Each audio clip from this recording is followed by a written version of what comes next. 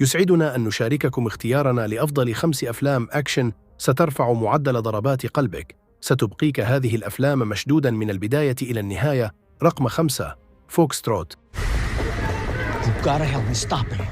عليك مساعدتي على إيقافه. فوكستروت 6 هو فيلم أكشن خيال علمي إندونيسي لعام 2019، تدور أحداثه في مستقبل بائس بعد انهيار أزمة غذائية عالمية. ينزلق الاقتصاد العالمي في إندونيسيا إلى الفوضى. ينشأ حزب شعبوي يدعى جيرانها واعداً بالأمل، ولكنه يتحول إلى نظام استبدادي وحشي. تقع البلاد تحت وطأة الخوف والفساد. رقم 4: الأشرار.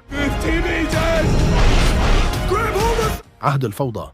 الأشرار هو فيلم إثارة وجريمة لعام 2019، يركز على وحدة جريمة خاصة عندما ينصب كمين لنقل السجن.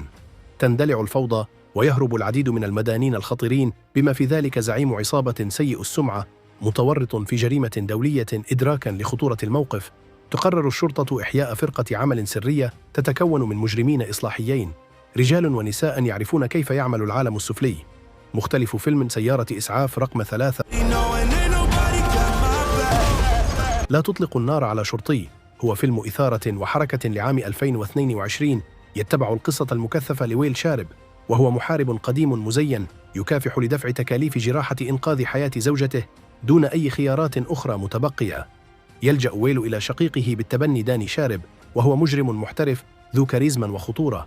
يعرض داني على ويل مخرج بدعوته إلى الانضمام إلى عملية سطو على بنك بقيمة 32 مليون دولار، وفي يأسه يوافق ويل. تخرج الأمور عن نطاق السيطرة. رقم 2: فيلم ذا وولفرين.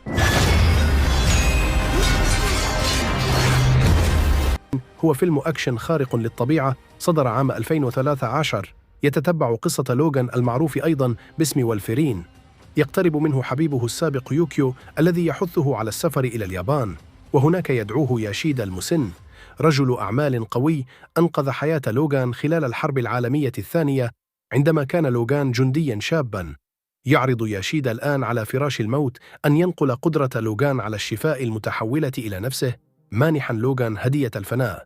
يرفض لوغان، ولكن بعد وفاة ياشيدا بفترة وجيزة يتورط لوغان في شبكة معقدة من المؤامرات السياسية والخطر.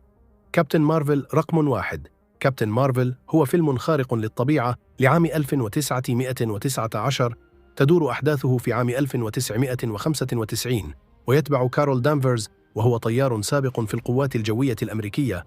مسحت ذكرياتها بعد حادث في أثناء مهمة تعيش الآن كمحاربة قوية في قوة نجمة كري، وهي مجموعة عسكرية نخبة منخرطة في صراع وحشي مع مخطوطات تغيير الشكل التي يقودها تالوس. وينتهي كل شيء اليوم، لذلك لا تنسوا الاشتراك في القناة ودعمي بالإعجابات والتعليقات. وداعاً.